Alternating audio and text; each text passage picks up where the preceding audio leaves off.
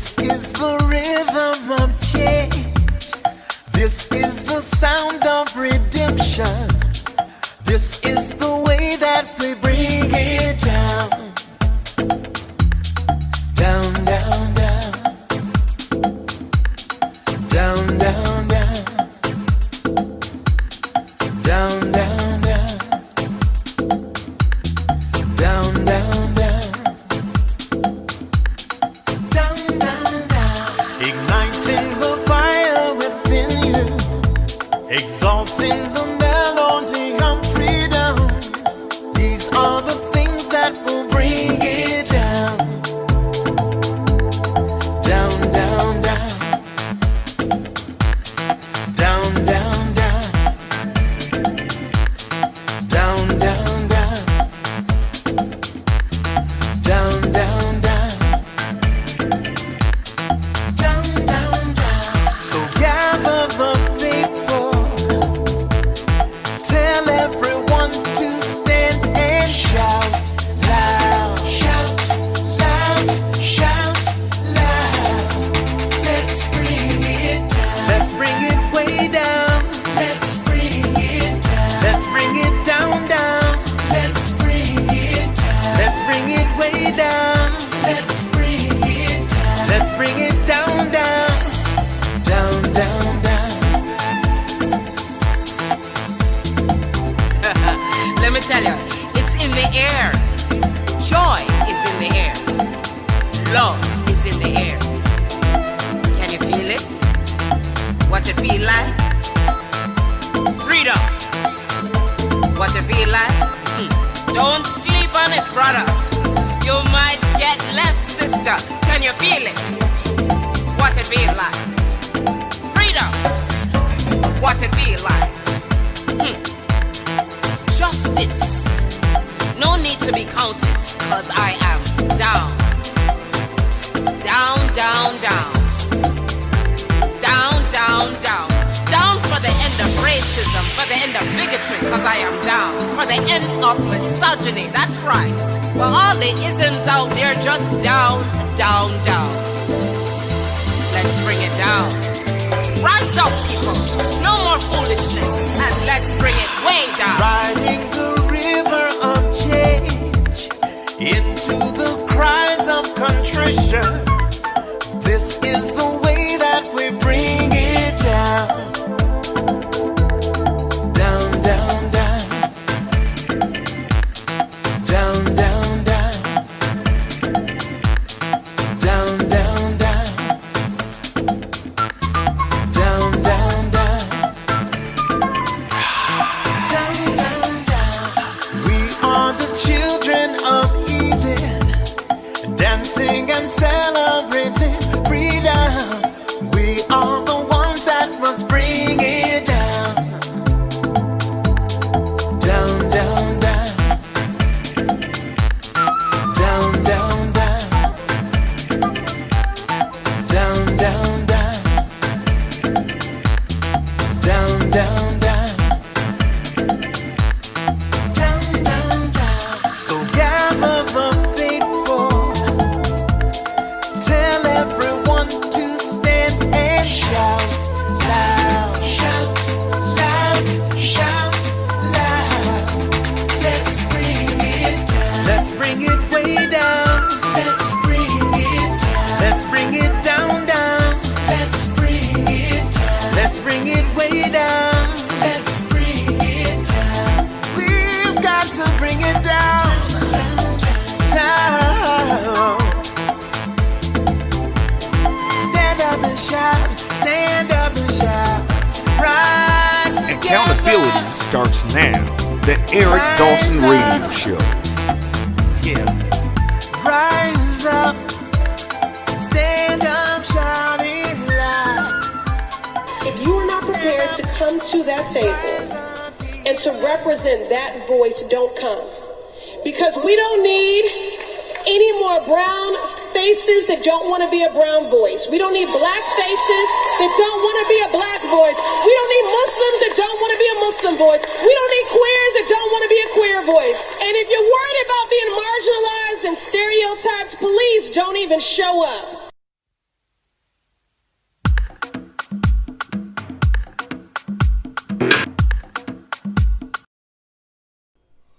Good morning, everybody. Welcome to Monday's edition of the Eric Dawson Good Show. morning. Good morning, Diana Marie Clements. How are you?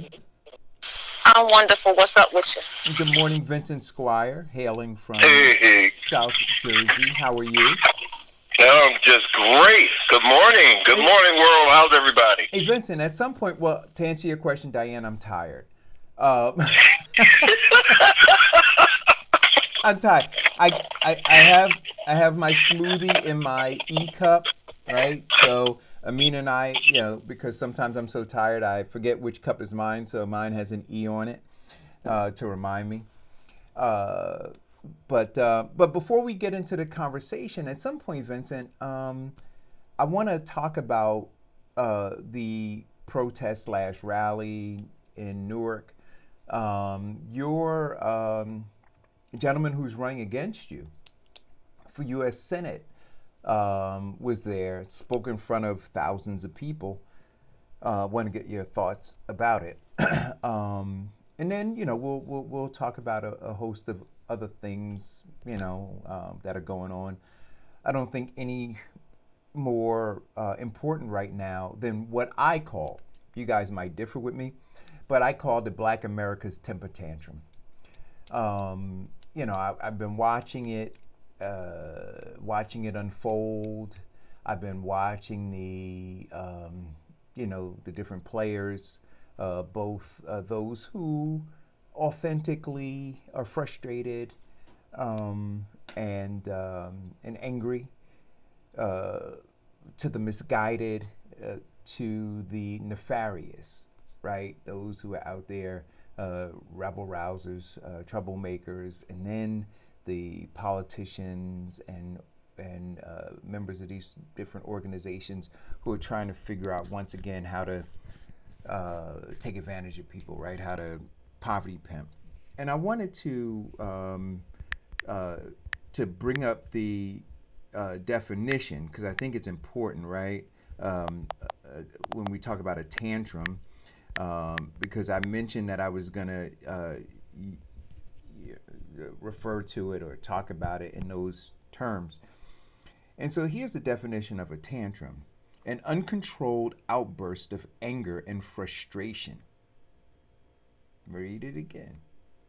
An uncontrolled outburst of anger and frustration. Now, here's the part that some people are going to find offensive.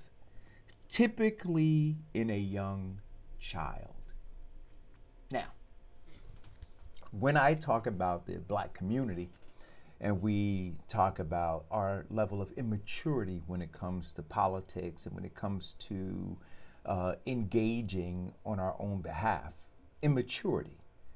So as a child, I'm saying in our immature state, we were engaged in uncontrolled outbursts of anger and frustration. Let's say that to you again. We are not sophisticated when it comes to matters of politics, matters of advocating for ourselves, because if we were, we wouldn't be in the condition we're in, right? So I challenge anybody to argue with me on that point. So in our level of immaturity, we were engaged in uncontrolled outbursts of anger and frustration.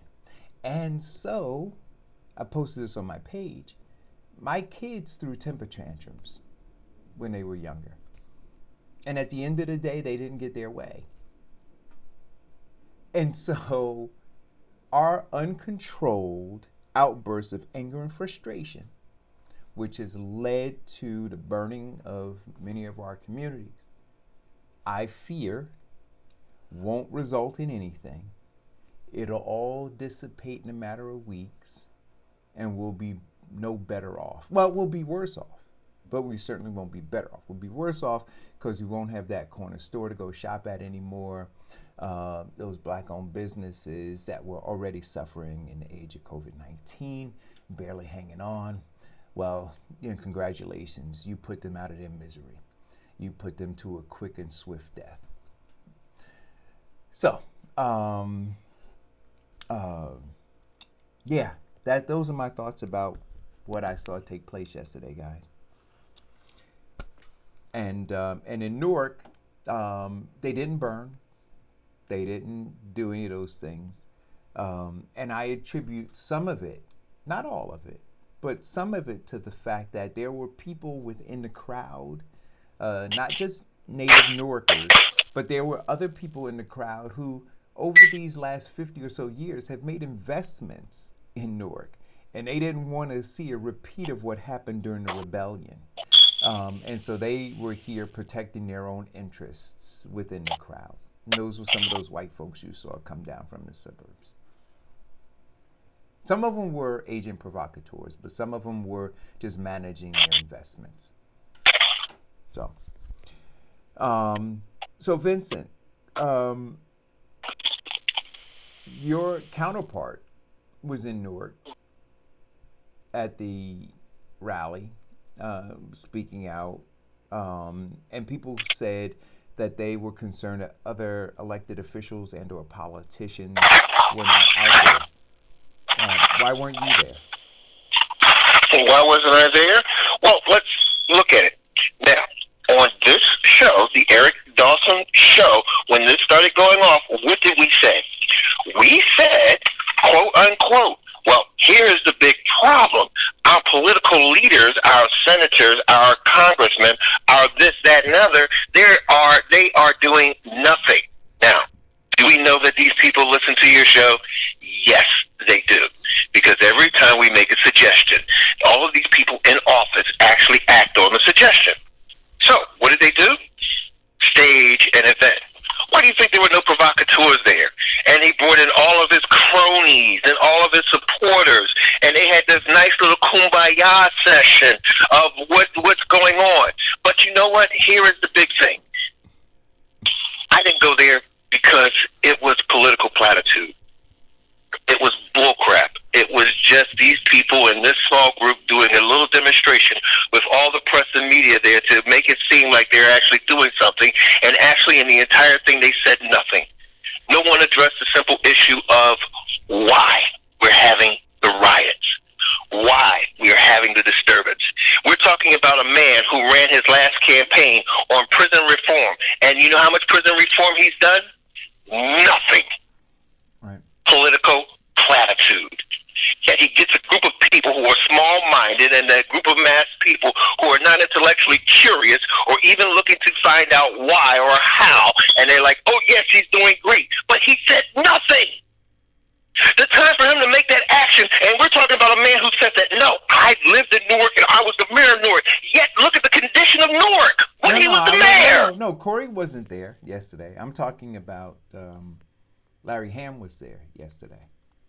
Oh, that was another one. See, the opportunity for them to, when they were running on that simple position of prison reform and helping out the common people, they knew these things existed. They knew that they know that we have an unequal justice system.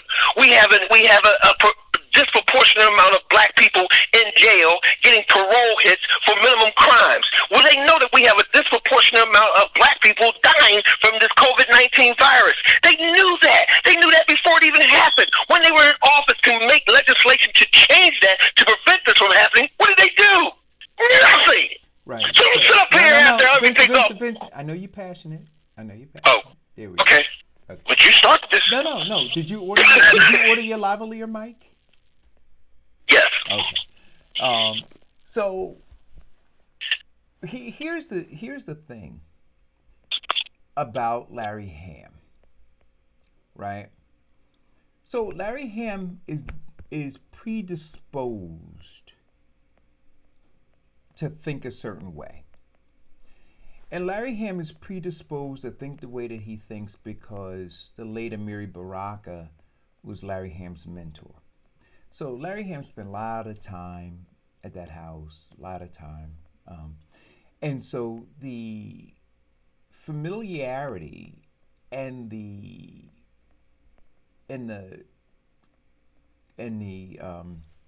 one-sided view that he has of Ras Baraka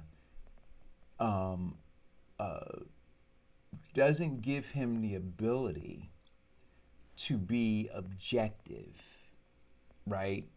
So as an advocate, you have to be able to be objective and always be on the side of the people, right? And so when you have a friendship, dare I say a brotherly love affair with a politician, you're conflicted. And that just is what it is, right? And so I think that Larry Ham would do the people a service if he were to acknowledge that and step aside, because his inability to call, because of his emotional attachment, to call the mayor of Newark to the mat on these key issues is not good for the community, right?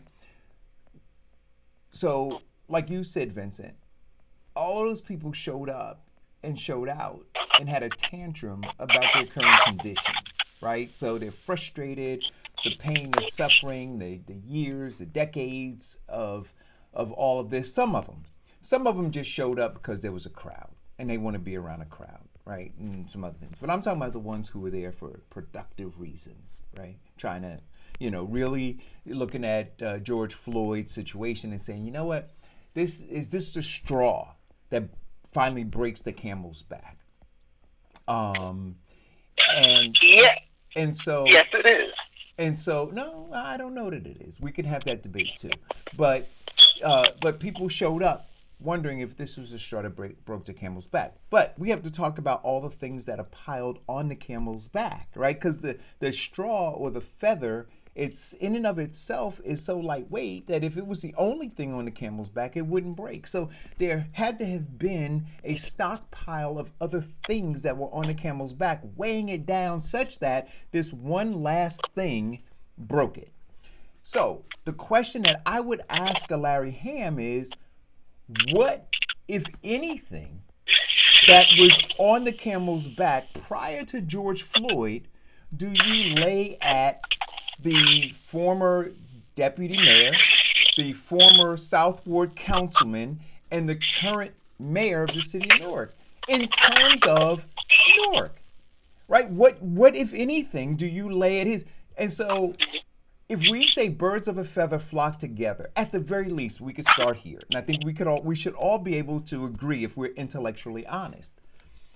If Ras Baraka ever wrote a check to the Democratic Party, then we have to hold him responsible, right, for what that party does, in part. If he supports that party, if he shows up on a piece of campaign literature endorsing any candidate who is being supported by this party, by the party, this elite party that has kept us underfoot, right? Because that's why we're out there protesting.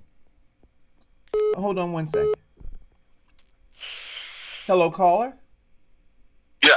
Good morning. Wow. Good morning. Let me just say that. Good morning. Let me just say this.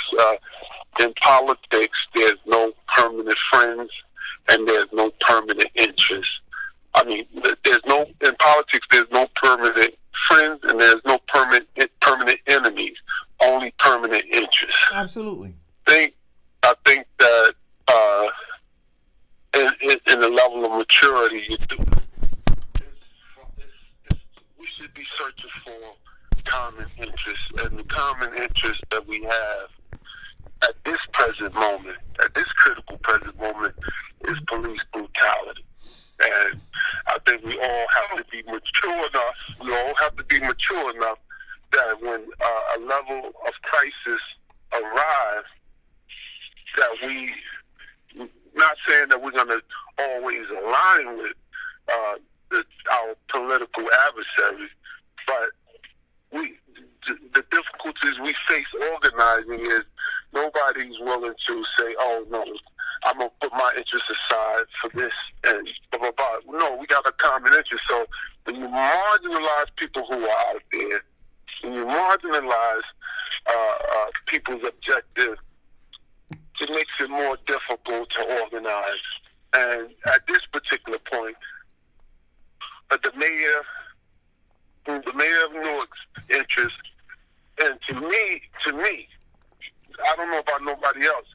Anytime you have a mayor who's going to speak out against the police unions, because that's what you're doing when you're speaking against police brutality. It's what is being allowed in the police union. Who can boldly stand there at this pivotal moment and speak out against that.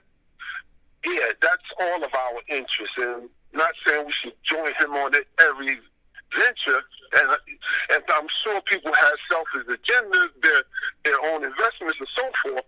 But at this particular time, it's more important that we But here's what I want to say to you, Mike, and we got to watch very carefully, right? And I don't want to, I want to spend some time on what happened yesterday, or what happened in Newark. But this same union endorsed this mayor. I want you to understand. So I want you to understand what I'm saying. So when you're burning the candle at both ends, right? So you're making political calculations about how far you can go, what you have to say. When you're having these backdoor meetings with folks within these unions, and you say to them, "Hey, listen, I have to come out and say some things." And when those unions sometimes help you craft a message that they could swallow, right? So they send you out there. They say, "Okay, you know what? You can go this far. And then we can figure out on our end how to manage it," right? But that whole thing is a collaboration. Let us be clear. It is not a spontaneous outlashing against the union. It's a phone call that happens that says, "Hey, listen, this thing is escalated to here. I gotta say something." And then those people get together in a back room of a cigar bar, wherever they go, and they hash out the best way to mitigate the damage to all sides, because they're all in it together. Like you said, there are no permanent enemies, permanent friends, there's permanent interests. And not only that, but politics is it's a matter of current events, right? So whatever the current event is, the number one interest of all of those people who are in power is to stay in power. And so they circle the wagons around each other, right? Disenfranchising us to develop narratives that work on their behalf. And so right, somebody's always, somebody else is the narrator of our story. So naturally, we're going to follow somebody else's narrative. Right. But at this time, let me say this about politics. At this present time, politics is a participatory sport. Now, while we got people out participating in protest, that's politics. While we got them out, we got the mayor on our side at this time. Nah, bro, you ain't going back on the other side now. You here. And we participate. We're going to let you know. Our job now is to, the people are participating, let them know that, look, man, this guy can jump back on the other side with the police over there. So while we got him over here on this side, let's beat him up a little bit and make him understand. When you take your butt back over there and join forces with them, we're going to vote you out. And that's our job. Exactly. And see, and I like the way you maturely spoke to the people. Like, look, now, you educated people on, okay, the back room, and you're insider, so you know these things. I'm not questioning that at all. But we gotta also let these jokers know. We see what you're doing here, but you're on our side now. So, but go ahead, I'm listening. See, here is what we're looking at with this quote unquote, rally. Or whatever they wanted to call it, their little kumbaya session. But I'm not going to let you marginalize people like that. No, I'm not. When you say, hold on, yes, you are. You saying this little rally, and this is some serious people was out there. The people that wanted violently protest, they were there too. But so don't say it was just some little rally. It wasn't just some little rally. This is what I am going to say, and this is my opinion. Okay?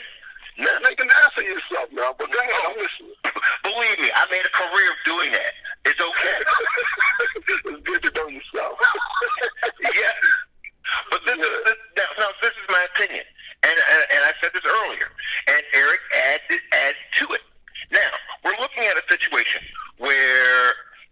this politician needs the support of the other politicians. So he's not honest with him in terms of what he's doing and his ability to serve the people. He's basically turning a blind eye, which is what got us into this situation. We've got politicians who consistently, because of cronyism and needing the influence of other people to get votes, turn a blind eye to what the people really need. This whole thing is that we're dealing with boils down to, now when I did drug abuse and substance training and counseling, what you have to do is get people to face that hard reality. And how to describe it is this: let's get down to the exact nature of the problem. The exact nature of the problem that we're having is not the simple fact that the guy got killed by a white cop. The exact nature of the problem is not the fact that we have food sensitivities. The exact nature of the problem is not the fact that we're essential workers who are getting the lowest amount of pay. The exact nature of the Let's problem get to what is the not the let's get to what the exact. But get to what it is. Get to what it is. The exact nature of the problem. Stop and please. Okay, Vincent, I need you. Let me finish. But I need you to stop yelling. But I desperately need you to stop yelling. Okay. The exact nature of the problem is that we have systematic racism and being oppressed. Yet the people we elect to alleviate the pressure to balance the system where we're not so overly obviously being cheated and screwed are telling us to take one for the team so that they can continue to stay in office and do nothing for us. If this guy was all right, Vincent, you're yelling again. You're the only one talking. Okay. Here If we this go. gentleman was such a great statesman and an advocate of the people, then how come none of these things that he's done in terms of getting done with our children because of their color being pulled over, or because the city needs more money, so they get their white cops to give tickets to black people, and you can't do anything in court but bend over and take it. Right. If he's such an advocate for the people, Right. then why in his neighborhood do they have Right. these substandard grocery stores? Right. And I agree 100% with you. And here lies here lies the challenge, Mike. Right? When they all stood up there on the stage or whatever, the platform, and they all got ready to speak, we weren't ready to hold them accountable for anything. Nothing. We held them, and here's the other thing. None of them felt as though in front of those thousands of people they were going to be held accountable for anything. That is the crazy part, right? So they literally assembled those people, and they didn't expect that any of those people would be smart enough to say, wait a minute. Like Vincent said, this problem precedes George Floyd. Wait a minute, guys. This problem, our stomachs touching our backs, our inability to pay our bills, all of these issues, our health issues, our education disparities, all of these things, the way that we've been stopped, because we've talked about on this show. I've talked about it as a black man being stopped on Bloomfield Avenue, being stopped when I lived in Bergen County, being stopped in Newark when I had a brand new car when I was younger. This has been happening. And so I'm gonna say this, and then but not to cut you off. I'm gonna say this, and then I'm gonna get off. We in a different position now because we got to start listening out for suspension of habeas corpus, the Insurrection Act, and we had Steve Bannon in the White House. We had Bannon in the White House. We got Miller in the White House. The racism that Vincent was talking about when he was filibustering is a real thing, and I'm saying it here right now, like, we better start listening out for these two things. And we traveling in spaces that we haven't been in a long time. So put your seatbelt on, buckle up. This is gonna be we're hitting some turbulence here. All right. And this is bigger than all of us. Way bigger than all of us. All right, have a good one. You too. Vincent, let me see if I can get this other call.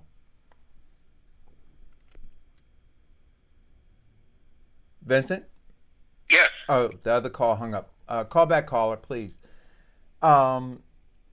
So, look, so here's the deal. We have to get to an understanding of the origins of the problem. Let's take this call. Hello, caller. Hello. Hi, Eric Dawson show. Yep. Hey. Hello. So hi, hello. So I'm listening to the show, Uh-huh. and you were saying at the can you hear me? I can hear you. Okay, so you were saying at the rally that the people weren't ready to hold the mayor accountable. Well, not just the And I was mayor, watching but any person who stood there as a person of leadership. They didn't. Okay, so Go ahead. I just wanted to say when I saw it, because I was watching a live video of Janet Jackson, Right. and she had her partner with her. I think her name was Cassandra. Cassandra. Doc. Right. So as they were as Mayor Barack was doing his speech, they were in the crowd going off saying, talk about your police department. Yeah. And talk about the kids that Correct. got beat up. Oh no.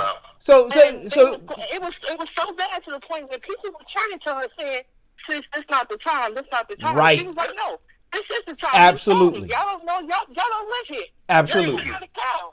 Absolutely. That's what I'm talking about. Wait, So I Vincent. saw the video. So it was only them two. It was so bad to the point where somebody pulled her to the side and gave a whole interview of her. She was letting off, and they pulled her to the side and gave her that interview. Like, why are you coming at him so hard in the crowd? She's letting loose. Right. So I just wanted to tell you that I actually. Oh no, I saw that, sis. But to your point, the larger crowd wasn't willing to accept that, right? No, they wasn't. That's right. So you had this voice in the wilderness that was saying, "Hey, did you forget? Did you forget? Did you not know? Are you not paying attention?"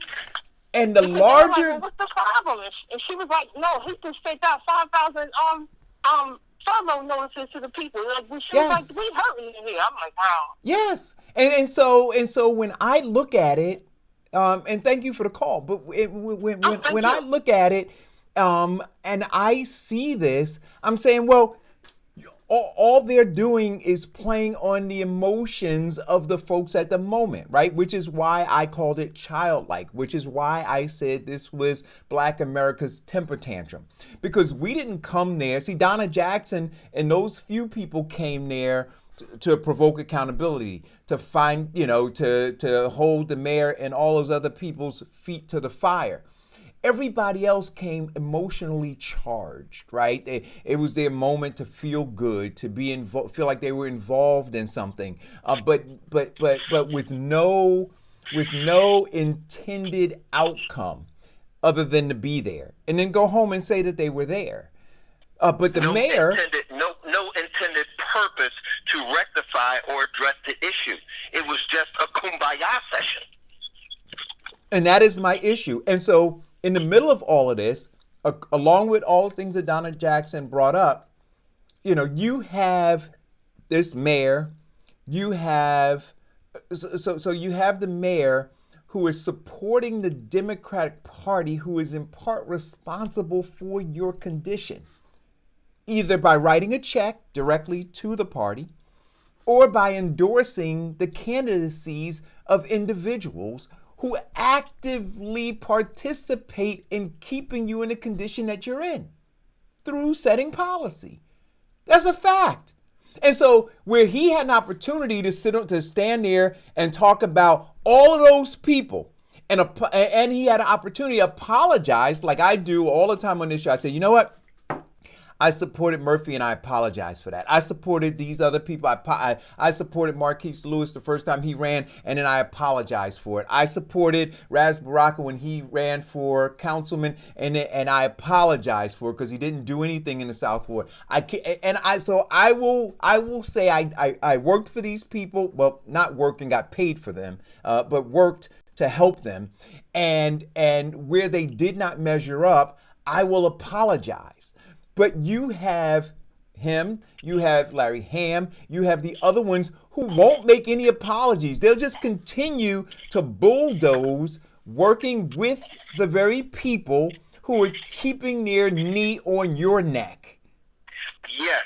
And now that Larry Ham is in position, he's lining himself up with not doing what's right for the people, but lining himself up to get the support and of those people who have their knee on your neck. All he's positioning himself to be the next knee. They were for guys who had their bodies on their children. And I can't... They're for body, right? This one guy had his knee on the neck. I want you all, particularly black community, to recognize that the Republican Party and the Democrat Party has their knee on your neck. That's why you can't breathe. See, I continue to say, when the idea is to make it about Trump, like your circumstances are the way that they are because of Donald Trump, I'm saying, no, that's not it, right? Your circumstances are the way that they are because of a system comprised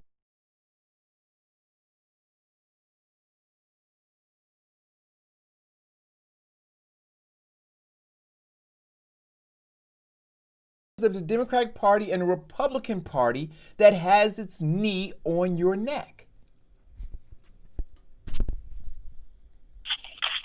And what this system does, or big business, who actually has their knee on your neck, what they do is they hire the slave catchers and the slave whisperers who look like you, and tell them, and they hire them, give them money so you can go out and vote for them, so they can continue to have their knee on your neck. That's why nothing changes. That's why we're still dealing with food insecurities. That's why we're still dealing with inadequate medical services. That's why we're still dealing with, every time we turn around, we get a ticket by the same cops every other week. And so my evidence, and I said this to you before, Vincent, months ago, regarding this upcoming election, and you said nothing's going to change, Eric, and I said no, I don't see any key performance indicators that would suggest that anything's going to change. When you see what we saw over this past weekend, and it's still occurring today, right? People are not mature enough, right? They're not intellectually curious enough. They're not self-loving enough to change the direction of circumstances. They're just not. And so I believe, based on what I saw, that folks are going to be led to the slaughter yet again on election day. They're going to be led to the slaughter. And the belief is, and I love what Will Smith's, and the quote is going around, right? It says, racism, I'm paraphrasing what he says, he says essentially racism hasn't gotten worse, it's just being videotaped now. Which is again something that I said, where you had the media try to lay on the feet of Donald Trump that this country is more racist now. That's not true. It is the furthest thing from the truth.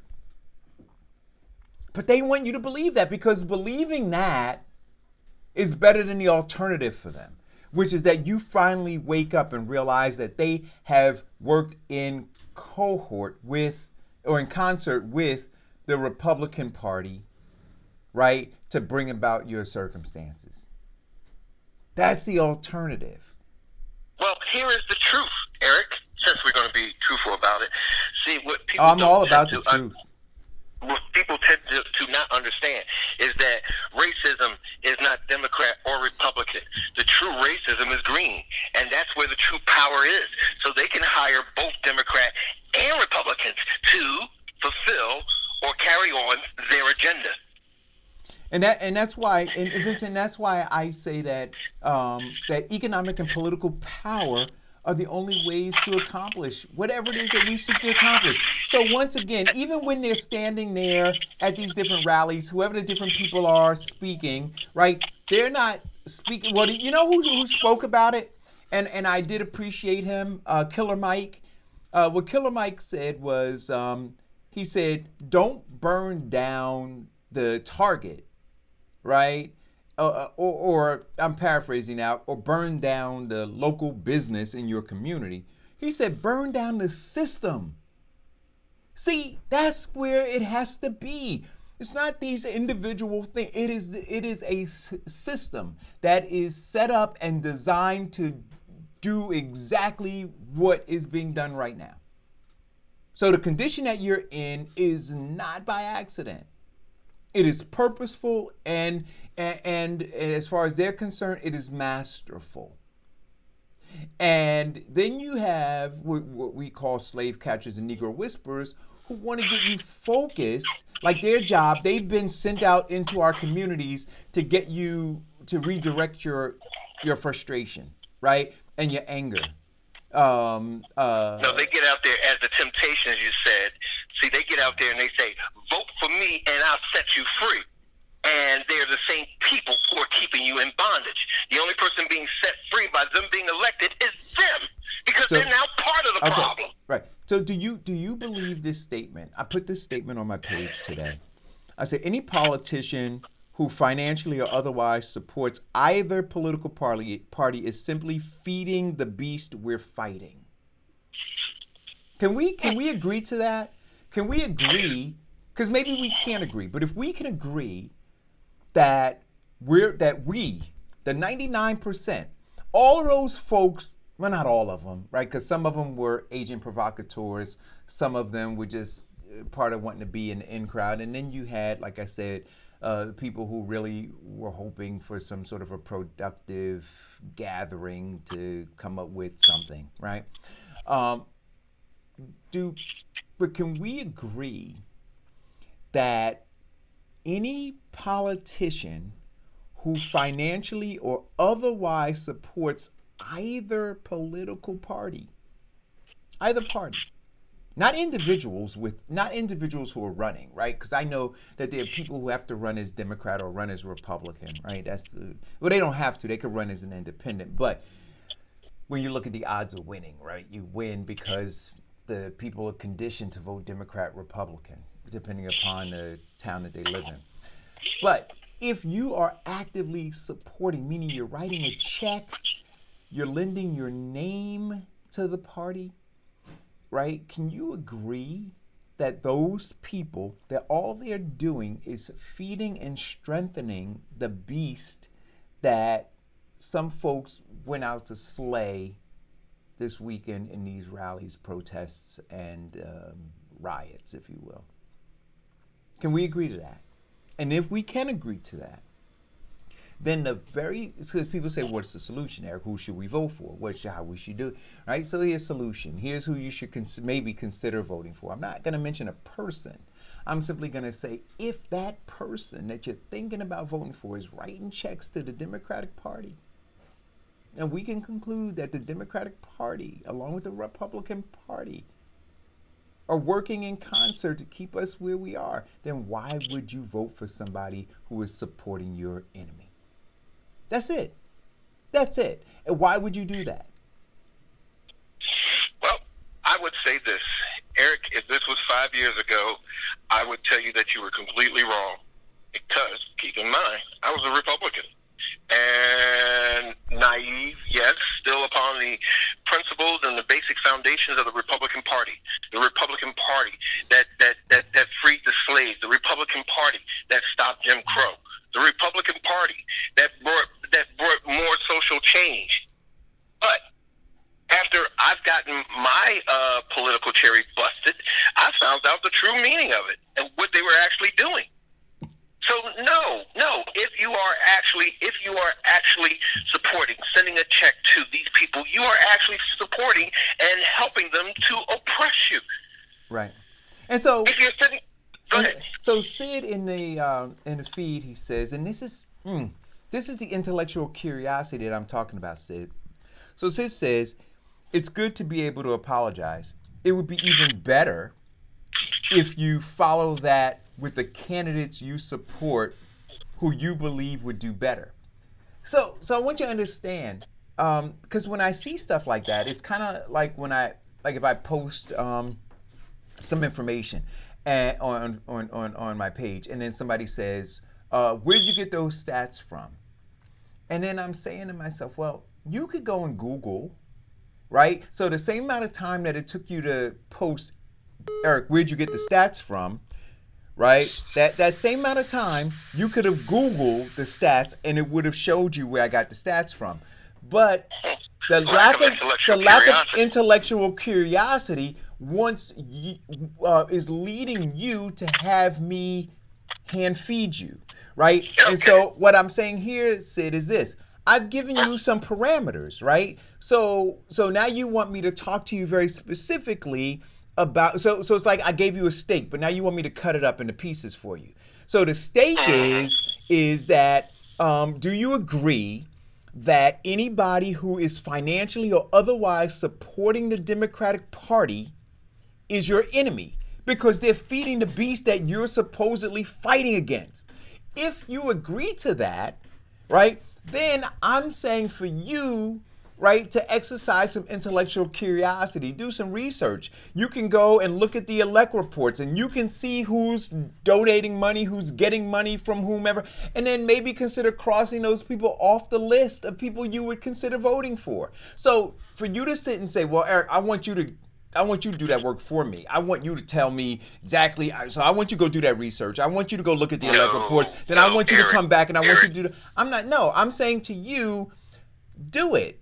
But here are the parameters that I suggest. What do you say, Fenton? See, no, Eric, what they want you to do is what the other politicians do. They want you to mama bird, and baby bird them, so just go ahead, chew it up, and regurgitate it into their little beaks. Right, I'm not trying to do that, right? I'm not trying to herd people into voting for a particular candidate. Which is why even when I was supporting Bernie Sanders, it wasn't about supporting Bernie Sanders. It was about supporting a movement, which I still support, the Poor People's Campaign, right? The marginalized, the oppressed. That's where I am. So every decision that I'm making is guided by those parameters, right? What's in the best interest of these people? And so when folks say, well, getting rid of this person or voting for this person, I'm saying, well, then talk to me very specifically about how and why that person is best for these people. And then when you say, well, because he's better than the other guys, it still doesn't answer the question. How is he or she better for in terms of advancing the agenda of the Poor People's Campaign? And so if you're guided by that, then you'll just go do some work. You'll do some research. You'll make some decisions about who and who not to vote for. All I'm saying to you is value your vote enough to do that kind of research. And find out for yourself that you know what you know. Not the simple fact that you're following or being led like a sheep to slaughter. But research the candidate yourself and look at the pros and cons.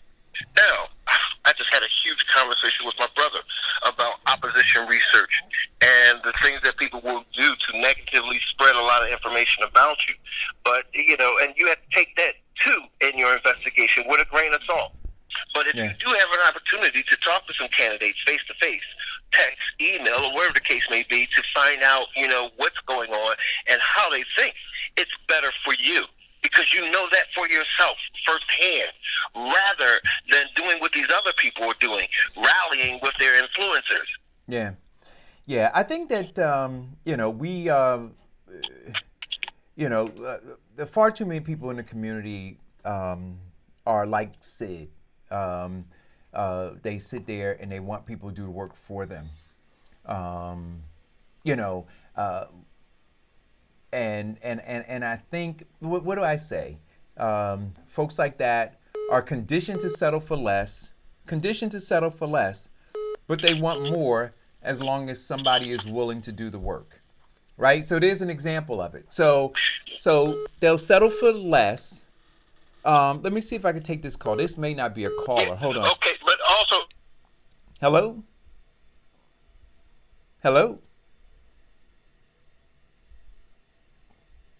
Want to physically ask you, what are you going to do for me? Right. As if I'm going to pay every last one of the residents of New Jersey's rent, go to their employer and give them all a raise and slap their teachers upside their head so that they can teach their children better. No. Yeah. But that is how it works. It is, what are you going to do for me? Because that's why people buy candidates, because they have the same interests and they want people that are elected to be able to push their agenda. So it is about, what are you going to do for me? Yes, it is. What about it? There to some point, what you have to do for the masses, which actually affects the individual. Yes, we are pushing to bring more money back to New Jersey so that we can alleviate some of the burdens of taxes on people. Yes, we are looking to bring into more legislation to make it easier for small businesses. Who's the we? And easier financing. Who's the we? Huh? What we? You said we are looking to do this. Who's we? Okay, well, let me give you the we. Vincent Squire is elected, and Eric Dawson, hopefully, if elected, can work in both the Senate and the House to bring about change to New Jersey and the world. I want to be clear. That's why I asked about the we. If folks have the courage to vote out a do-nothing Donald Payne and elect Eric Dawson to go to Washington, right? I doubt very seriously that one piece of legislation that I recommend gets passed. And I'll tell you why. I'm just going to be honest with you. Because it will not be in the interest of those 400 plus congressmen and women that are currently down there. It won't be in the interest of the corporations that those lobbyists represent, right? So they will argue every single day that Eric Dawson's getting nothing done because they will work actively against me, right? But that's exactly what you need. You need somebody who literally is going to go there and just rail and rail and rail and call people out, expose people, use their platform to be able to bring names and faces of these failed politicians to the light. That's what you need. Any candidate who is really talking about transformative change, and which we need, but they're telling you send me there so that I can bring that kind of. That is not gonna. The only transformative change that they can bring right now is using their platform to expose corruption. That's it. Outside of that, nothing else is going to get done because you need the votes, and you're not going to get the votes because those people, I'm not going to be able to go down there and all of a sudden convince those people to love you more than they love themselves, more than they love the corporations that paid their way into being congressmen and women and senators. I'm not going to be able to convince them to love you, right? But Eric, here's another part that you have not expressed. When you go there with the ability to make transformative change, and you go there with the bravery to expose the corruption in which is making this change difficult, what you gain is momentum in terms of inspiring other politicians in the House to actually say that, you know what, this is a good idea, this is transformative change, this will help. Vincent, you know what, I'm not even going to mislead people like that. The politicians down, come on, Vincent, let's have the honest conversation. The politicians, the politicians down there, all of them, not the majority of them, I say 99.9% of them were funded by corporations, right? That's who they were funded by. So you're saying that an individual is going to be able to go and literally yank that politician without having a foundation of support, right, and financial backing to offer in replacement. So I'm going to be able to go to Congresswoman A and say to her, hey, listen, I know Exxon and Mobil that they gave you, $200,000 last year. I know that company Y gave you, $150,000 last year. I know they gave you this money. I need you to rail against them right now. Now, here's the honest conversation that's going to happen behind doors. Well, you know what, Eric? I agree with you on principle, but how am I going to make up that $350,000 or $400,000? And then when I say, I don't know, then they're going to look and say, well, wait a minute, because what is their number one job? It's not to pass policy that benefits me. It's to get reelected. And so if I can't show them a pathway, so I'm going to tell them to do something, but I can't tell them how doing it, how I can show them a clear path to being reelected. Vincent, they're not going to do it. I mean, that's just the nature of who they are. Eric, let's give the bona fide 100% truth of politics. I just did. Yeah, no, Eric, yes, that can happen. No, it does happen every year. Eric, please, that can happen and that does happen. But every bill or that Eric is bringing into and offering into the House is not going to be against every last person there. There are some things that you can do that can transform greed, money, and big pharma or big corporations that are supporting you. There are certain things that you can actually do to appeal to the better sense of human decency and humankind. Right now, America is listening. They're not listening. Diana, they're listening. Let us now use that platform to bring about those changes. Yeah, I don't think they're listening, Vincent. No, Eric. See, change. See, here's the magic of change. Change, transformative change, starts with just the one person brave enough to stand up. I'm going to pull out my little violin and start playing it, because I'm going to tell you, transformative change has not happened. Like, this is crazy, right? So I listen to you. Wait a minute. I listen to you, and if I were to think back when Dr. King was alive and talked about transformative change and where we needed to be and where he was pushing for, right? And then toward the end of his life, when he looked at it all, and what did he say? He said, I fear what? What did he say after all of that? He said, I fear that I have led my people into a burning building. Burning building. A burning building. Every great leader has had that thought. Moses, Patton. Right. Every great leader, because it takes a level of bravery to put people in harm's way for the cause of the better good. Right. And so the better good. Wait a minute. It took bravery for our fathers and grandfathers to go across that bridge so that they could get voters' rights. It took bravery. We ain't going on this tangent. Oh, here we go. What you're trying to say is we get it. However, what the realistic point is, it's not going to take anything because people aren't willing to do the work. We can't say what people aren't going to do. Well, we can say we can say historically what they haven't done. They aren't doing it. This is history is showing they have not done it. Listen, the more Diane, the more we have this conversation, the more I question. I got to question, Vincent, your study of history, your study of data, your study of metrics of where we are, where we were 50 years ago. Right? And all of the key metrics, right? And so when you say we can't tell what people are going to do, the only way you judge it is by past actions, right? And so past actions show that they haven't done it. And so is it impossible? No, I'm not going to talk about the impossibility, but I'm going to talk about the improbability based on the overwhelming data. Okay, well, let's look at the probability based on the overwhelming data states that it does not happen. But we've also seen things that have redefined or transformed the overwhelming data. If the overwhelming data would be true to life, we would have never had Barack Obama. If the overwhelming data would have been true to life, we would have never had a Hillary Clinton running. Wait a minute. You Diane. Barack Obama incident. Barack Obama. Let's start with this. Barack Obama is not a black American. Barack Obama is I didn't say that he was a black American. No. I said that we wouldn't have him. And this is why I'm saying this. He was created by the system.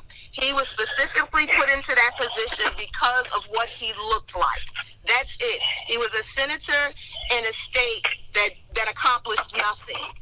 So let's be realistic about who he really was when he started his path into college. But Diane, but here lies the issue. Point is that the overwhelming data stated that this single parent man of color could not become president.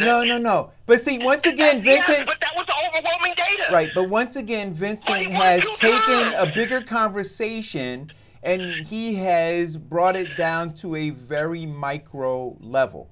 So what I'm saying is I'm talking about a system that is still in place. You're talking about individuals that system manipulated to keep itself in place, right? So if we talk about Barack Obama, the system birthed him, and he did not dismantle the system, so that when we look at the condition of Black Americans, or the 99%, they're still in worse condition, right? So I'm not looking at an individual.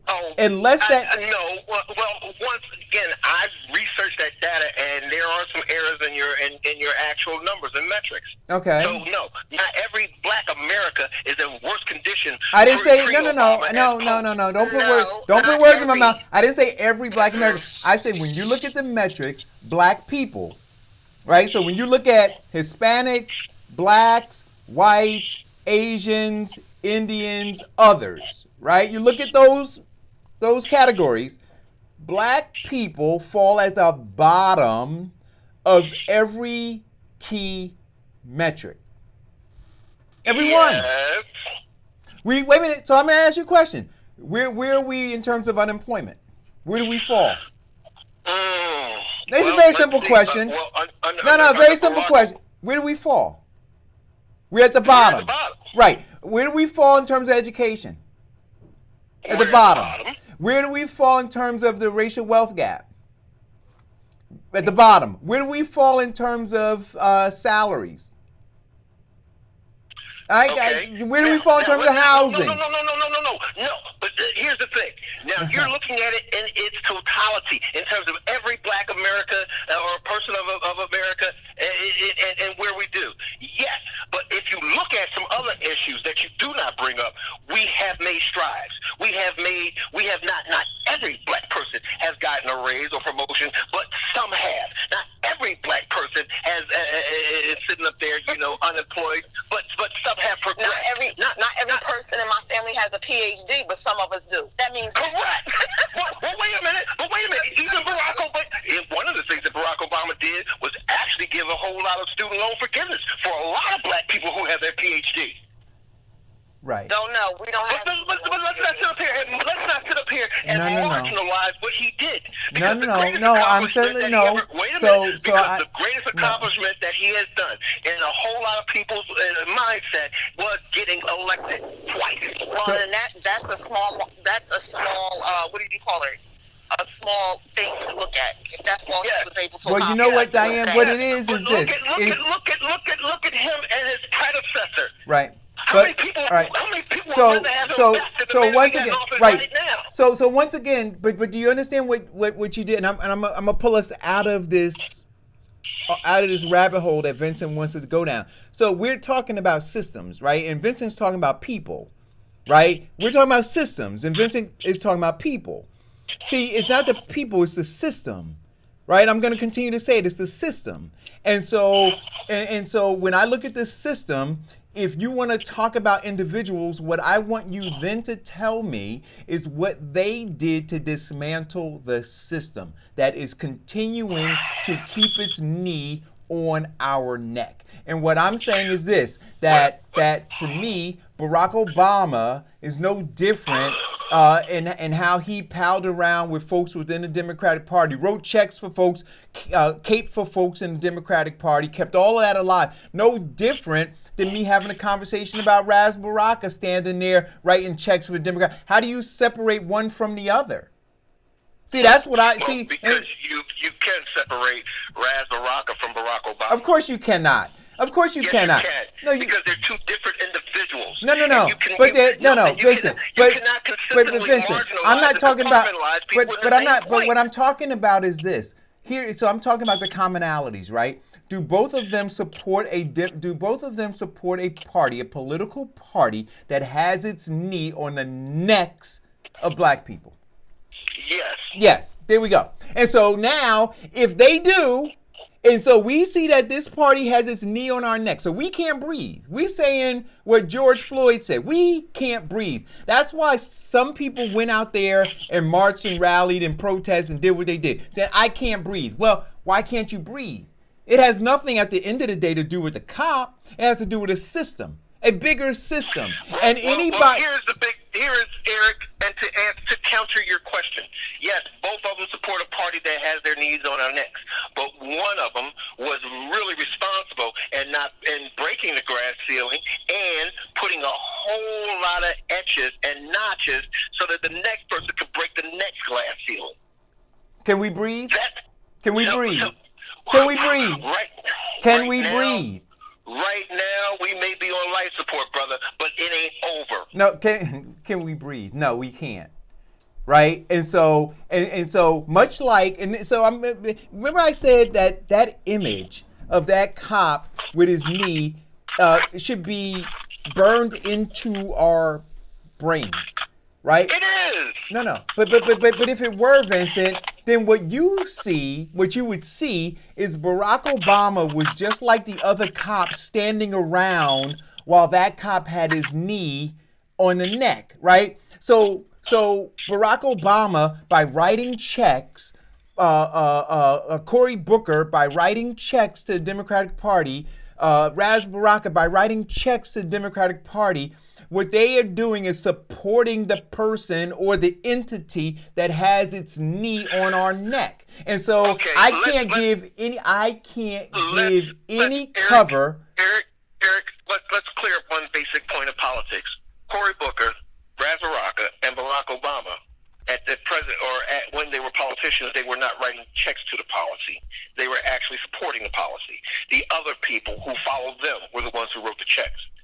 Now, the difference between Barack Obama and the rest of them is when they did do that stuff, Barack Obama did make moves to change some things, to talk to some people, rather than what everybody else wanted him to do, to get out and get the government right. And so I'm going to ask the question I asked again. The military to rally against them. He used legislation so I'm going to ask the basic diplomacy. So I'm going to ask the question. Changes. I'm going to ask the question I asked again. Very simple question.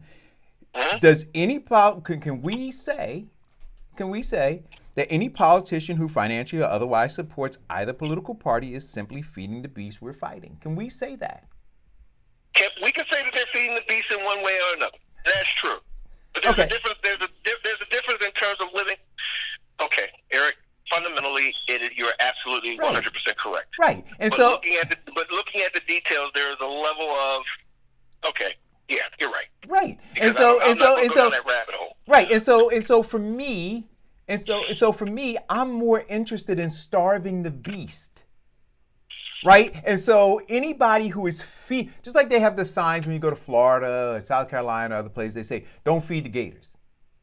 Right, don't feed them. Right, why? Because they're dangerous and they'll start encroaching on more area where people live and they'll kill you. Right, so don't feed them. Don't encourage them. Because you can't domesticate them. And so what I'm saying is this: if we understand the beast, so much so that people were burning down their communities and all those other kinds of things, we understand who the beast is. Or maybe we don't understand it. I do. And so my interest is not in feeding it. My interest is in starving it. And anybody who is feeding it, I'm calling them out. Anybody. Because it runs contrary to what our interests are. And our interests should be clear: economic and political power.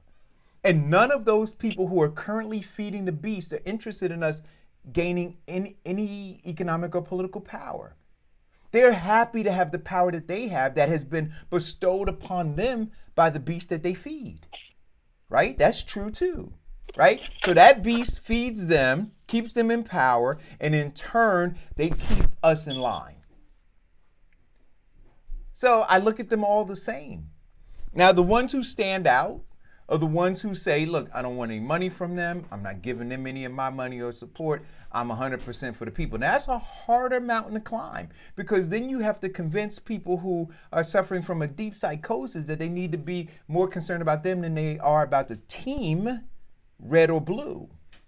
That's a harder lift. Takes a lot more effort. So, Well, some people have the shoulders for the actual lift. anyway, listen, on to some lighter stuff. Diane, I don't know if you had anything or you had something, Vincent. No, go ahead. All right. So we talk about business in the age of COVID-19, right? The latest data that I heard was that 40% of businesses, not just in the restaurant industry, but 40% of the businesses that are closing will not reopen. That's huge, right? So as I was in the kitchen yesterday, and I gotta say this, thank you all so very much. Oh gosh, you know what? I gotta play it. I told Diane I was gonna play it. I got a commercial. Well, it's not really a commercial, it's just a video that I shot with my camera while I was preparing some peach cobbler because we're doing a farmer's market here in Maplewood today. So stop by and say hi if you're in the area, right? And if you do, I got a treat for you. But anyway, I put together this video. I shot it with my iPhone. I'm gonna play it, and then I want to talk about what occurred yesterday and some opportunities that may exist in business development. Some things that I didn't even think about, but I started thinking about it after having a conversation with a guy yesterday. Anyway, here's my food porn commercial of me scooping it. It's like 9 seconds long. I'll be right back.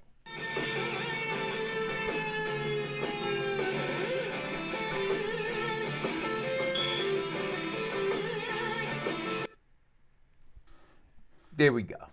That was the commercial. I don't know if you saw it, Vincent. Wow. Did you see it? Yeah. Yo, my man I said, had sneezes that lasted longer. he said, Eric, that's food porn. I said, it was a quickie. Really quickie.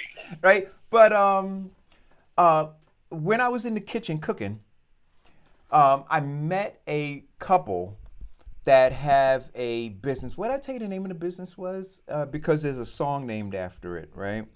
So fresh, so clean. So fresh. No, that's not it. Yeah. No. That's it. Yeah. So fresh. No. Is it? Yes. Yeah. Yeah. So fresh, so clean, right? Yeah. So fresh, so clean meal prep. Because there's a song.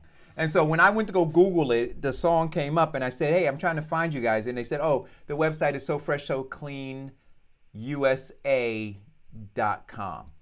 And so what they do is meal prep, right? And so in the age of COVID-19, people not wanting to go out, restaurants closing, all this stuff, what they decide to do, Diane, and they, much like me, right? I don't have a brick and mortar, so I have to rent, in order to be compliant, I have to rent a commercial kitchen space. That's exactly what they did. So they don't have a brick and mortar, they just have a website. You can go there and you can order these prepared meals. And what they do, they collect their orders by Thursday. Then they rent this space in the kitchen, and it was phenomenal sitting there watching them prepare all these meals. And they actually gave me some stuff to sample, which was amazing. And I told them that I wanted to have them on the show. Maybe I'll film it from the kitchen. But the business savvy of doing that, and I asked them, I said, so how's it going? They said it is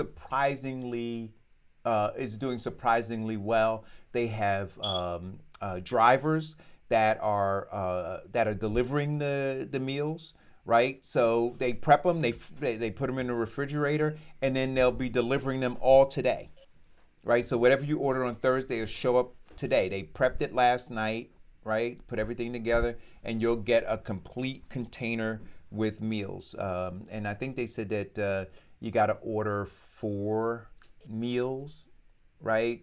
So you order for the week, I guess.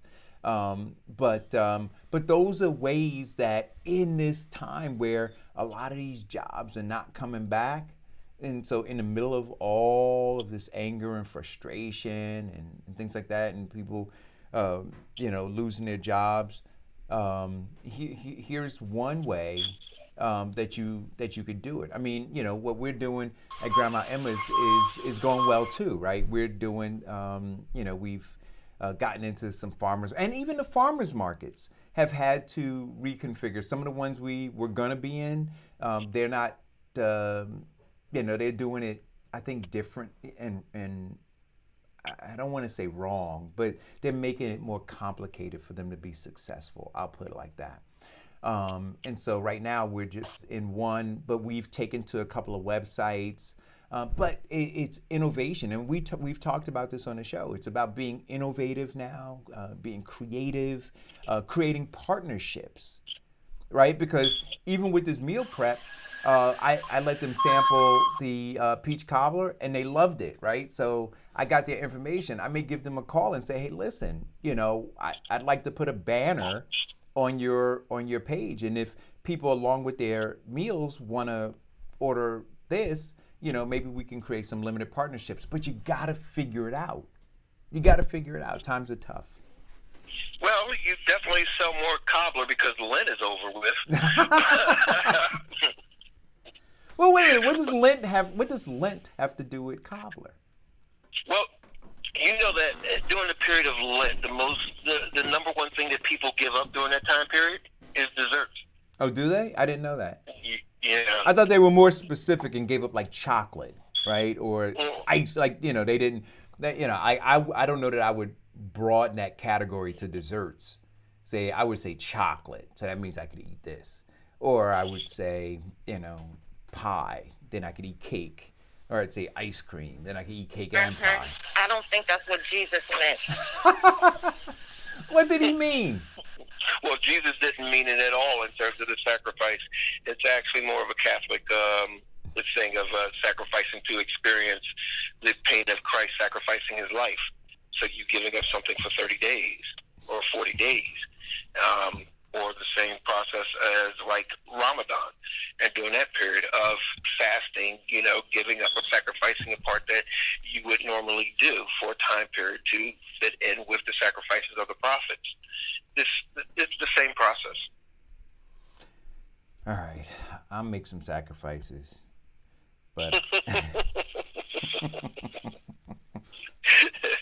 But on a lighter note, I celebrated my anniversary with my wife. How'd that go? It went You still married? well. We're still married. There you go. And we were looking at the actual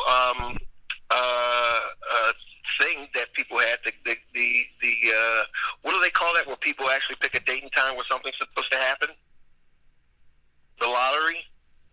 Yeah, well, I survived a lot of them because, according to most of them, she would have killed me by the third year. So, so we're still doing well with that. But during the period of COVID-19, anniversaries take on a whole different meaning because of the limitations in terms of what you can do to celebrate. It took a great deal of creativity for the both of us to actually make it memorable. So what I did was I had purchased online one of those Catalina picnic baskets. Uh-huh.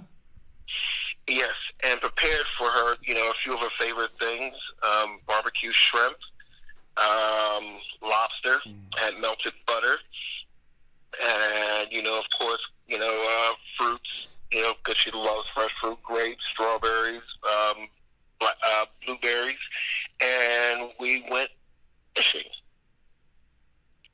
and sat out there, the afternoon fishing and having lunch. But it did give us an opportunity to have a, real long conversation, something that we haven't had in a while because of our overly busy lives. Good.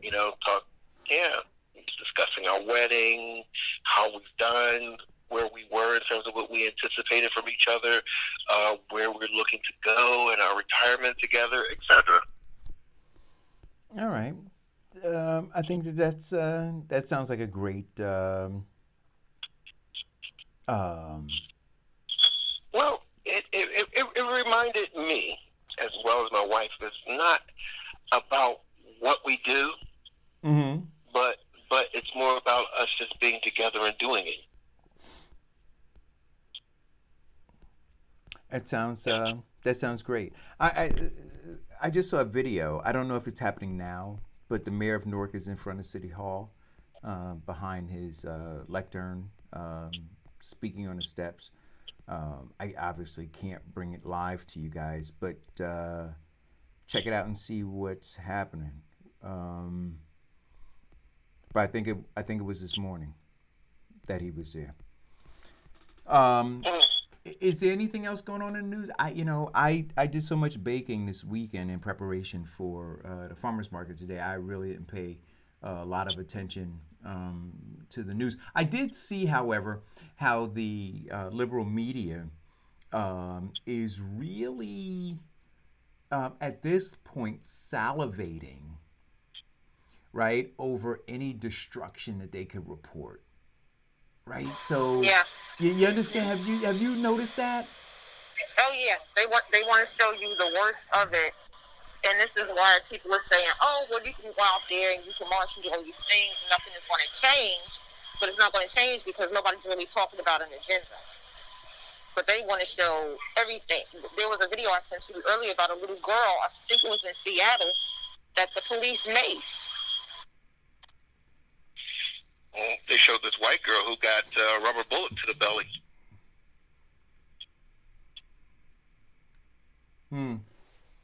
Yeah. So, and there have been some that have been showing the actual agenda. There were some people who recognized that there were some rabble rousers and people who were there to actually cause havoc, and they got shouted down by the people who were there for the peaceful event. Oh, you know what I did see yesterday. Oh, was the thing in Newark yesterday? My days get mixed up too.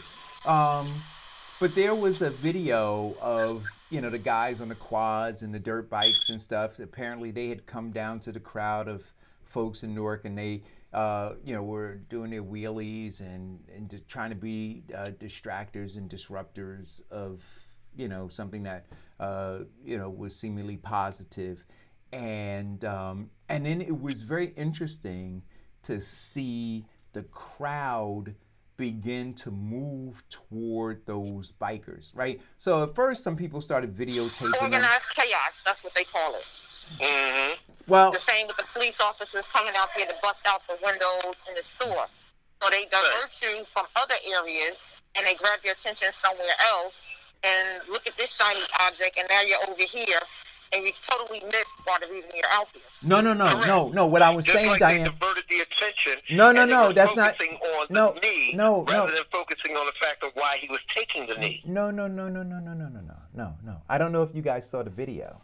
What I'm saying is this: that the crowd started moving toward the guys who were trying to be distractors in an attempt to chase them away. They weren't going over to gawk and to watch. They were going over to chase them away, and they ultimately did do that. So I just thought that, and I think I posted that this is what can happen when a community of people stand up, right? Because typically those crowds, those bikers, I don't know if they do it down there where you are, Vincent, but in Newark and some of the other towns, they have a no chase policy. So these guys and women who drive these illegal dirt bikes and quads down the middle of the street, popping wheelies and putting people's lives in harm's way, just able to act recklessly. But at that event yesterday, the crowd itself got them under control. Which is what it takes. It takes now a group of people. We have to do more self-policing. We have to do more of setting the standard and telling our young people, the right way and direction to go. We have the same thing in South Jersey, especially in Philadelphia, where quads and dirt bikes, run rampant through the city. In fact, the police spend every Saturday from 4 p.m. to 8 p.m. chasing and trying to wrangle these guys, and it never seems to work. So and I was impressed because in Camden they had a rally, about what was going on. And what impressed me was that the police, the Canada police and the police chief, picked up the banner and started walking with them in protest. So, I mean, it's like I said earlier, America is listening, and people are starting to understand. And I think the more that we have these peaceful movements, it shows a lot of people that, you know what, it's time that we be heard. And don't get me wrong, you know, a lot of people are focused on the violence. But during the period of Dr. King and his movements, there were two different things that America had to deal with. It was dealing with the nonviolent march of Reverend Dr. King. And then there were the other marches of the Black Panthers, who said that, no, we're marching and you ain't going to throw rocks and shoot us because we got our own right here and we're ready to engage you. And then there were the Black Nationalists, or the Malcolm X Party, in which they were saying the same thing. So it gave America an opportunity to say that, okay, maybe we should embrace more of this nonviolent, peaceful movement and listen to their demands. I want to, I got another question to ask you guys, but I'm gonna, Diane, I still don't have a commercial for you, right? You still don't have what? The latest commercials from you. Oh, I know. I'm coming with it. That's all right. We'll get around to it when we can, right?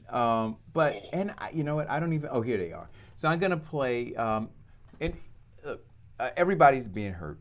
One of my good friends, the BBSI commercial that I play, Black Belt Security. Some of the restaurants that his security firm provided service for, those have closed down. So his business has scaled down a little bit. But if you know anybody who is in need of, and I think he offers a commission too if you find business for him. But you should certainly check him out. So I'm going to play his commercial, and then we shall be right back. Do you have loss prevention or safety concerns?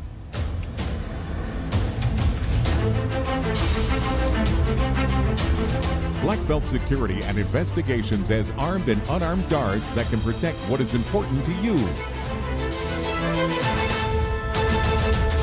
For security you can count on, visit www.bbsillc.com or call 1-800-493-1859 today.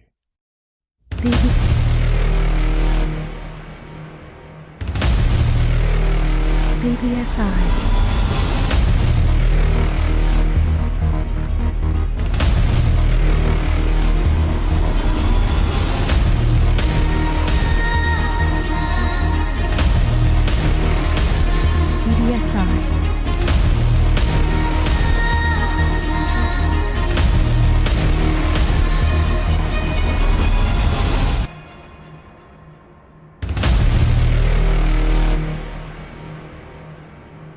BBSILLC.com.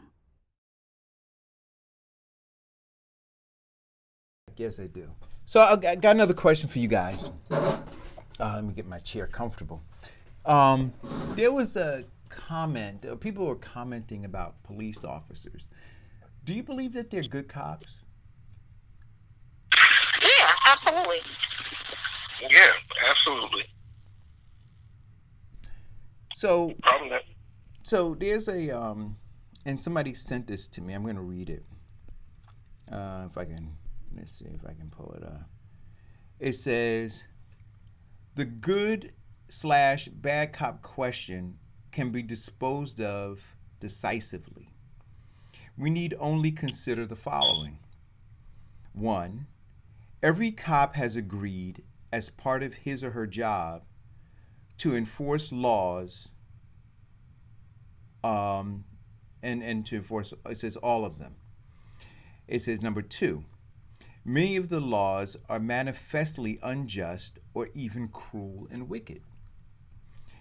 Number 3, it says therefore every cop has agreed to act as an enforcer of laws that are manifestly unjust or even cruel and wicked. Is that a true statement? Say it one more time. Let me digest this again. So it says every cop has agreed as part of his or her job to enforce laws, all of the laws, right? So when you get sworn in as a police officer, as part of your job, you swear to uphold these laws. And that we understand that many of the laws are manifestly unjust or even cruel and wicked.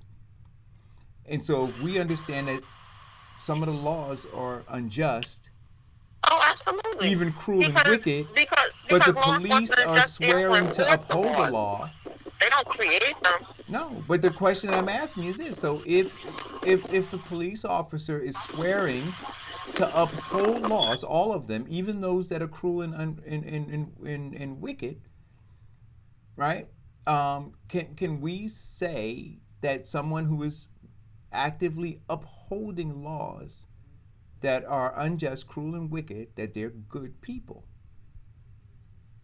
or good cops? Yeah. Yeah. They're good people. Everybody works within rules and regulations, and not all rules and regulations are equal to everybody or just. That doesn't make them. That doesn't make the person that has to uphold them not valuable or not legitimately a good person. Everybody goes into a system that's already created. This is not a system that we've created. Right? No. If we created the system, then of course we could make the system just. Right. So we didn't create the system. So so I didn't create the Ku Klux Klan, but if I become a member of the Ku Klux Klan, right? Am I good? Well, the Ku Klux Klan mission is not for good. That's Well, not but wait a minute. True. But what I'm saying is this: that we recognize that there are laws that are unjust, cruel, and wicked, right? So you have an organization over here, right, that actively has laws that are unjust, right, cruel, wicked. Then you have a law enforcement agency that is sworn to uphold these laws, many of which are unjust, cruel, and dare I say wicked.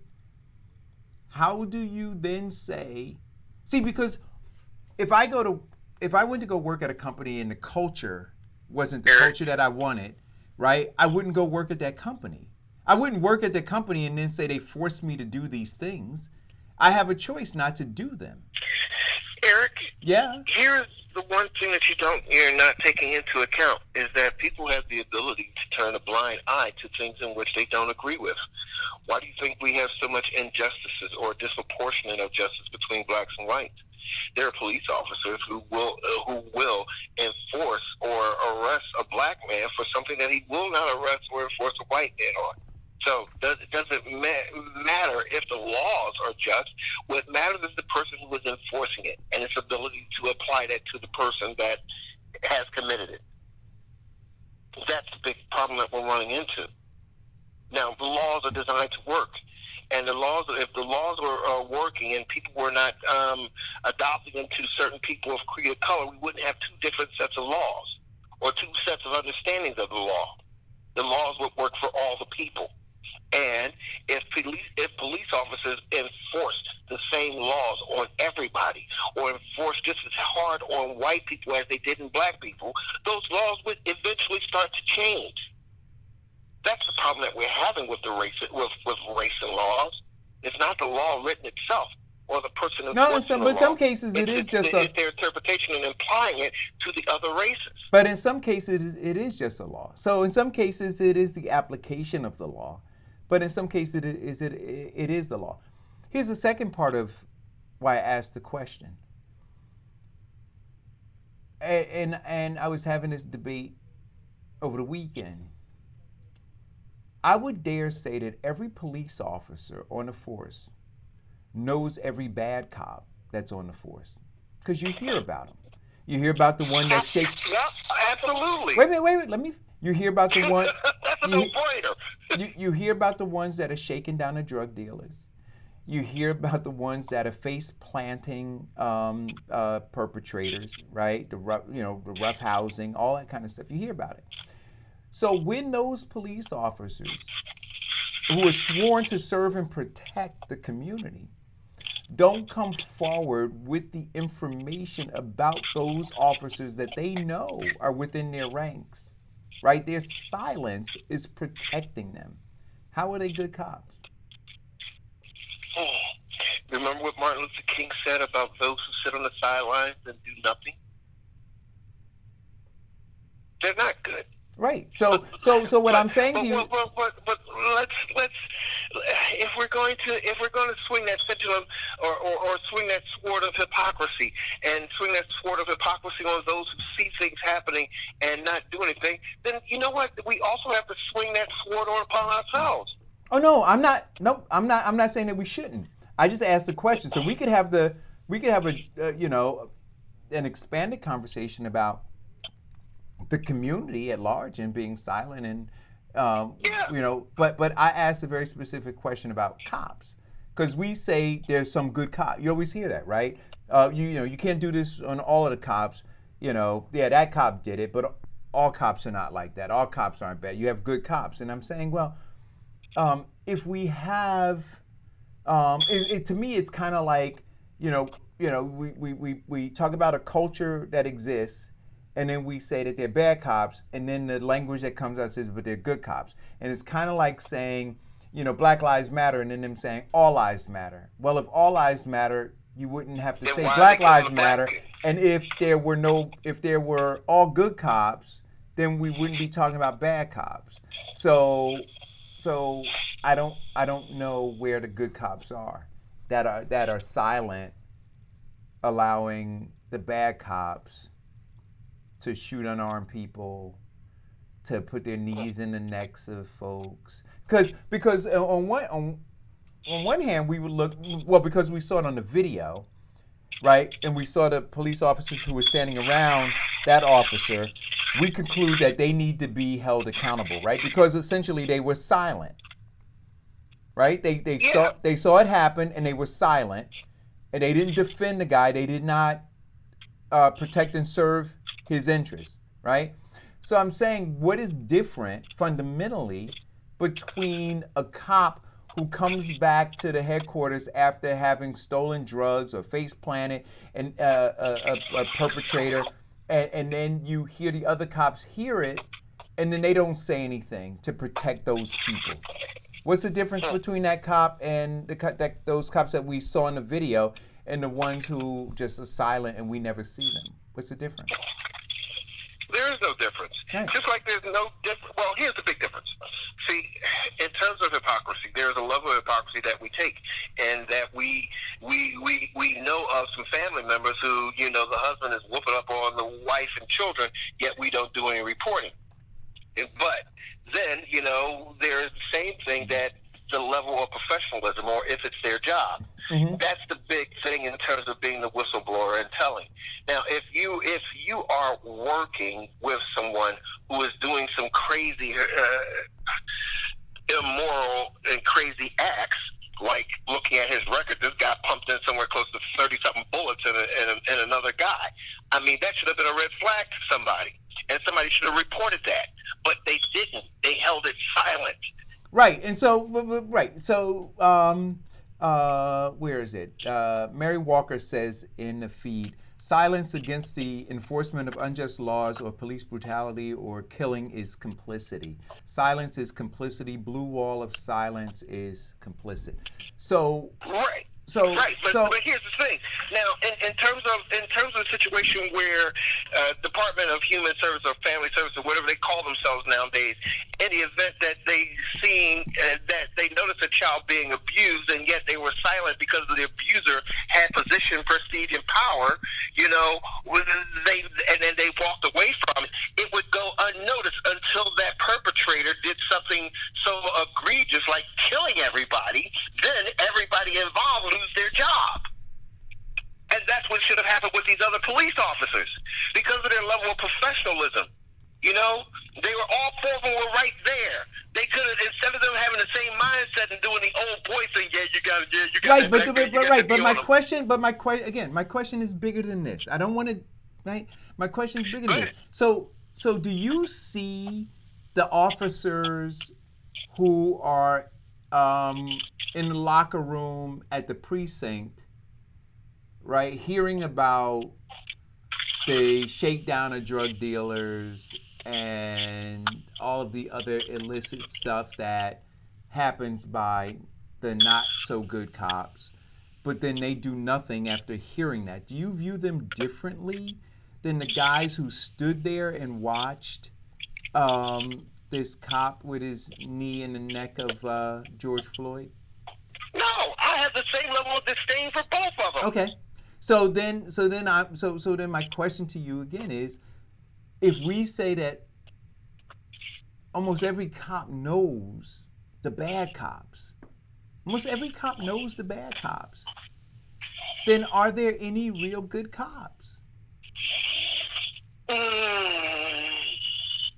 mean, I just really want people to ponder that. Like, when we say good, what do we mean? What do we mean? What is our level of expectation when we say good? See, because for me, if they're turning a blind eye to injustice, right? Because for being me, sworn to uphold it. Well, for me, right, the a good means that you're protecting and serving the community, right? Which means that any and all information that you have of wrongdoing to members of the community, right, you should be working to protect us. So you hear something, you see something, you say something. That's what they tell us to do, right? You see something, say something. Hear something, say something. Okay, Eric, and I understand where you're going with this, and I understand your principle and mechanics of it, 100%. And I agree with it. Now, let's look at those people who One second, Vincent. Hold that thought. Hold that thought. Hello, caller? Yeah,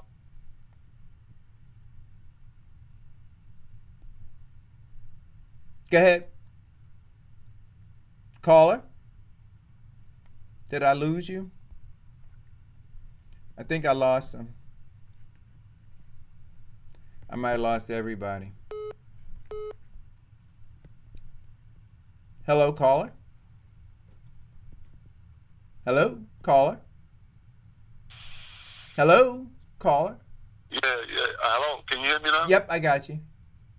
All right. Let's, like I said, the mayor was speaking against the police union. If we use the union concept, like all other teachers, the teachers union is the scum of the earth. Teamster union, they're the scum of the earth because they one body. You know what I mean? All of them no good. Why we can't apply that to the police union? The police union, all of those guys that were standing there was his union brothers. And it's just like any other job where people like Vincent said, turn a blind eye to other people doing wrong. And do power because you allow the corruption in. None of us are going to be any good. So why we can't apply that to all police? Well, we can't apply it to all police because some of them are letting stuff happen so that they can stay employed. But that's what no. If you don't stand up to corruption in the union, ain't none of us gonna be around much longer. Right. As union brothers. So now it's the same thing. Those guys knew that wasn't procedure. They knew it wasn't policy. They knew that something else was going on here, and they either joined in or they just stand there and watch.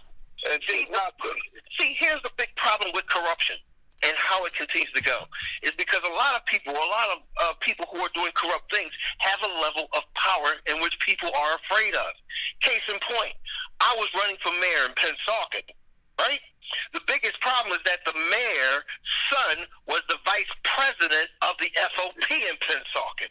So he was so emboldened by his position, prestige, that his father was mayor and that he was in charge or the second in charge of the police, that he just thought it'd be great if he called me boy. Now, after going happened to him? What happened? Nothing. Exactly. That's it. But this is that is how that's how things actually start to go. In fact, we had to file civil suit for something yeah. But the question that I'm asking is this. I understand the individual, and we could talk about individual things that occurred, right?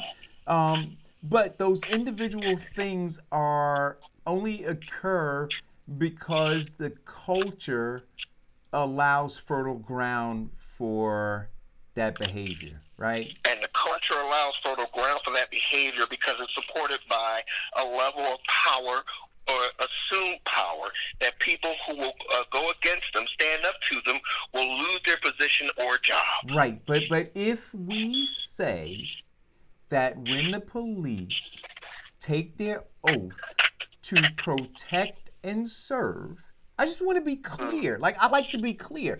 So are they really saying, I'm taking an oath to protect and serve my job? I'm taking an oath to protect and serve my pension. I'm taking an oath to protect and serve my fellow police officers. I'm taking an oath. So say that. Say that. So that we're all clear, right? But if the oath is to protect and serve the community, if that is the oath that they're taking, then I'm saying that they're falling short.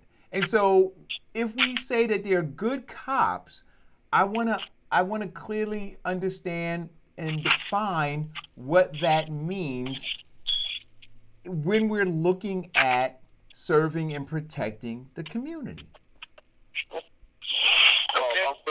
I'm gonna use the apple in the bad apple in the barrel. And if everybody knows the one bad apple in the barrel's gonna spoil the whole bunch, and they sit there and let the one bad apple spoil the bunch, they're all bad. They're gonna end up being all bad. So yeah, we have to start really analyzing this thing, because the force is in their title. So when they use force, a level of force, you can't jump up and down now and say, "Oh no, you went too far." No. The force is there. They have a history. Now we need our language has to change, because they public servants, they policemen. Now, to call somebody an officer is a military term, and jokers have to go through hell and high water to become an officer. And we loosely use the term officer. So when somebody come out of the damn, they come on to the job. They're officer now. So we're playing word games with ourselves. We psyching ourselves out about this thing. They work for us, supposedly. But now when they get in the union has so much power. It's rotten to the core. So, the one bad apple can spoil the whole bunch. Yeah. Right. So the question that's asked by Dre Sandrod in the thread, and it's a question we got to ask, right? Well, he said in that same context, are people that don't snitch good folks? There you go. That's what we were saying. Right. And so do the right thing. Case in point, we've seen all these riots going on, and all of a sudden your neighbor is walking down the street with a new 70-inch TV. Right. Right. So in neighborhoods where people do snitch, right? So they look out the window, they're calling people. Language is important. Huh? He said language is important. Right. Language is important because. Let's say if you see somebody breaking the law, should I pick up the phone and call 911? Exactly. Yeah, I should. That's not snitching. That's right. You're breaking the law. You devalue me. You devalue my property. Yeah, I should pick up the phone and call 911. So let me ask that question. Do I need to call 911 in lieu of retaliation from this guy who stole the TV, right, getting arrested, and now his family is coming after my family because I snitched? So I want to ask Sandrod to Dre to clarify what snitching is. right? Because you're right, Mike. We language is important, right? So Yeah. we've decided that somebody breaking the law and us working to in a communal way to preserve our communities, right? That somehow that's a bad thing. That somehow we should be discouraged from doing that, and that's called snitching. Right. I think. See, you talked about the metrics earlier. While we're on the bottom of all of these things, because we using the language, the narrative from somebody else on about us. No, we want to lift our value. Now, if all right, like this is say, I'll call the police, and then now you coming back at me. Yeah, now I have a right to defend myself. Yeah. So, yeah, I'm not gonna. I want to uphold my value. Why should I have to lower my values to let you walk around with a stolen TV? Yeah. There you go. Yeah. Come on. No. I agree. And to be honest with you, it's going to take more people with that same mindset that you have. That know we need to stand up for the common good, not just the good of one person, where everybody suffers because of that, and we're going to be silent because of that. When we say that communities were better, I mean, I remember again as a kid growing up on Leslie Street, where everybody told, right? Everybody told if you did something that was wrong, that was out of the social mores of that neighborhood. There were enforcers. There were grandparents and then parents and then uncles and aunts that would tell. Right? There was this network of telling, and I mean, I guess if I were on the bad end of that, and as a result, my grandmother, pulled a switch off of the bush, then yeah, I say that person told on me or snitched on me. But what that person did was really preserve. Well, they did two things, didn't they? They one looked out to try to make me a better person, right? And then secondly, they did what they could to preserve the integrity of the community. Yeah, but see, then you have to look at the true definition between snitching and telling. And when I was in prison, I expressed to people there's a difference. See, telling is what you can do, is what you do when you can fight.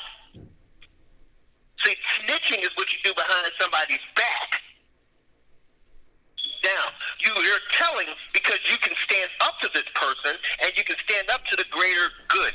I had the same neighborhood. So wait a minute. So wait a minute. I got a problem with that. So when you have the tip line, so somebody wants to call in, some crime that occurred, and so they can call anonymously, and the reason they do that is because they don't want to be retaliated against, right? So are you saying that the person who can't stand up and fight, and so they call the tip line and they do it anonymously, that they're a snitch? There you go. Wow, I don't think so. Really? Yeah, I don't think so. I think that person is a responsible person. Unfortunately, the cost of doing business, and the business is protecting your neighborhood, sometimes the cost of doing that could cost you your life. I told a story about a woman who lived in Newark who called the police because of drug deals that were taking place on her block. And what happened was, later on that night after she made the phone call, a police cruiser drove by and shined a light on her house, right? And then that morning she got a she got a door knock on her door. She opened the door, and the gentleman who was at the door, and I use the term gentleman loosely, told her that snitches get stitches. So what had transpired is she made a phone call. That phone call was then related to a car, right, that then came by and identified the house by shining a light on it, which led the drug dealers to know which house to knock on. She was the one. Exactly. Right. And so you're saying that her understanding the need to protect herself and protect her community from drug dealers, that for her to make an anonymous call is her being a snitch? Yes. Yeah. Now, Eric, let me give you another scenario. Because, I grew up in North Philadelphia, and when I came home from college, the neighborhood had changed so much that no longer were the old pillars of the community, the old people who would tell you, no, I'm telling. We had now gotten to the point where they have either moved away or died off, and then drug deals started happening. Now, when I came back from the military and then into college and yes, worked hard to be an officer, people were looking at me like, yeah, well, this is what's happening, man. This is what's happening. What you going to do about it? I said, how about if I start telling the police? Yeah. Well, if that happens, then this will happen. So, you know what I did? I called up a few friends of mine from the Army who came in with their weapons. Yeah, came in with their weapons and expressed, okay, let's have it. Yeah. Well, I don't know about condoning that either. I'm just asking a question, and I try to answer Sandrod's question about whether they're good people. I mean, we have to define what good means, right? Like everybody can't be good, and I think that part of the part of the challenge now is us trying to define good people, right? We're trying to do that now in the midst of COVID-19, in the midst of all of the pain and suffering, in the midst of this political election season. We're trying to identify good people. Good people. Measured by what? What Mike was trying to say, and what I'm trying to say is that sometimes some people common good is compromised by their belief of survival. Well, then at what point do they go from being good to not? But we're out of time to answer that question. But let's reserve it for tomorrow, because I think it's a place that we need to explore, right? Everybody's not good. Everybody's not good. They can't be. Thanks for tuning in. I'm on my way. Hey, Vincent, can I show you this video of this cobbler again, man? I'm on my way. Oh, please. I look at your food, man, and I gained 5 pounds. So Grandma Emma's debuted, I guess, in November, right? And then, we quickly got into some pretty cool stores. People call me all the time telling me that they were at this restaurant or that other place, and they saw it and they tasted it. They loved it. So again, I appreciate everybody's support. We just expanded into Westchester. So that's exciting news. We're looking to expand down the Philadelphia area and into Delaware in the next few months. So things are going well. But here is that my little 9-second thing. And I'm learning how to use this software, man, to create all of this stuff. But here it is. And then we're going to be at the farmer's market. So stop by, say hi. I got something for you if you do. Thanks for tuning in. Vincent, thanks a lot. Well, thank you. And it's